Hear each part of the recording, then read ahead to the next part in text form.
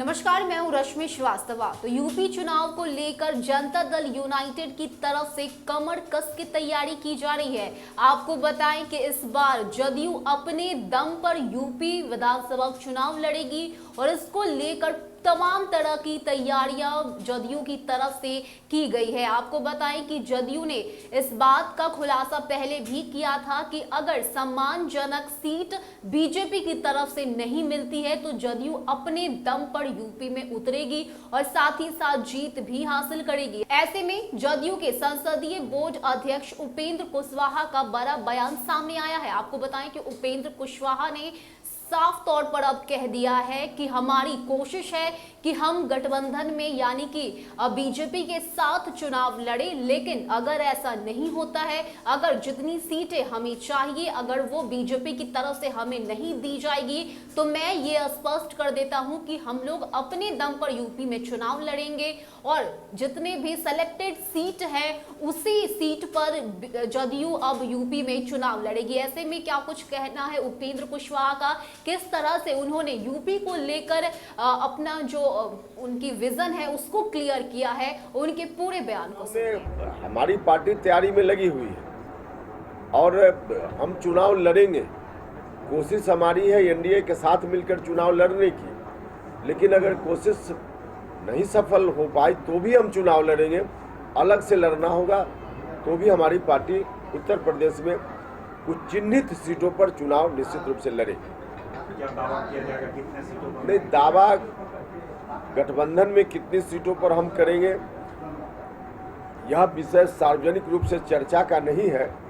जहां जरूरत होगी हम करेंगे, लेकिन हमारी कोशिश है कि उत्तर प्रदेश में हम उतनी सीटों पर इस बार जीते, चाहे हम एनडीए के साथ रहें या अलग से।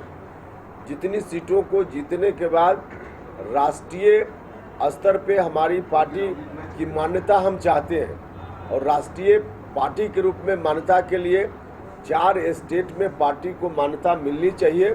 इस दृष्टि से उत्तर प्रदेश में जितनी सीटों को जीतने के बाद मान्यता का क्राइटेरिया हम पूरा करेंगे, उतनी सीटों पर निश्चित रूप से हम इस बार लड़कर जीतना चाहते हैं।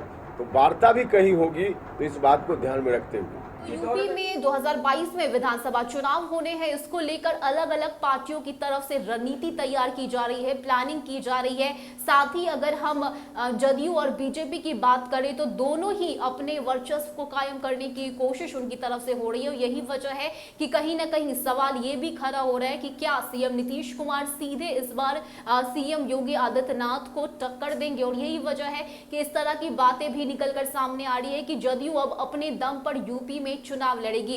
लेकिन इस बीच उपेंद्र कुशवाहा का जो बयान सामने आया है उससे अब ये साफ जाहिर है कि अगर जदयू को सम्मानजनक सीट प्राप्त नहीं होती, अगर जितनी सीट की मांग जदयू की तरफ से की जाती है अगर उतनी सीट बीजेपी की तरफ से नहीं दी जाएगी तो जदयू का विजन अब क्लियर है कि वो अपने दम पर यूपी में चुनाव लड़ेगी और साथ ही साथ जीत भी हासिल करेगी। आपको बताएं कि लगातार पार्टी की तरफ से ये बातें कही जा रही है कि 2022 चुनाव को लेकर जदयू अपनी पूरी प्लानिंग कर चुका है और साथ ही साथ अगर हम सीएम नीतीश कुमार की बात करें तो उनका भी जो विजन रहा है, क्योंकि जिस तरह से बिहार में सीएम नीतीश कुमार ने विकास किया है उसका भी हवाला दिया जाता है कि बिहार को विकास के मार्ग पर ले जाया गया और कहीं ना कहीं यूपी की जनता भी सीएम नीतीश कुमार को पसंद करती है। और यही वजह है कि जदयू अगर अपने दम पर यूपी में उतरे तो उसका नुकसान नहीं होगा बल्कि फायदा ही होगा। और यही वजह है कि जदयू की पूरी प्लानिंग है कि इस बार जदयू अपने दम पर चुनाव लड़े। ऐसे में देखना होगा कि जो सम्मानजनक सीट की मांग जदयू की तरफ से की जा रही है वो पूरी होती है या नहीं, क्या जदयू और बीजेपी एक साथ चुनाव लड़ती है या फिर जदयू अपने दम पर यूपी में उतरेगी और इस बार सीधे सीएम योगी आदित्यनाथ और सीएम नीतीश कुमार के बीच टक्कर होता हुआ दिखेगा। तो यूपी में क्या कुछ होगा 2022 चुनाव को लेकर, क्या कुछ खबरें सामने आएंगी और साथ ही साथ अगर हम बीजेपी और जदयू की बात करें तो इनकी रणनीति और प्लानिंग क्या होगी ये देखना बेहद दिलचस्प होगा। फिलहाल के लिए इतना ही। ज्यादा अपडेट के लिए आप बने रहिए हमारे साथ। नमस्कार।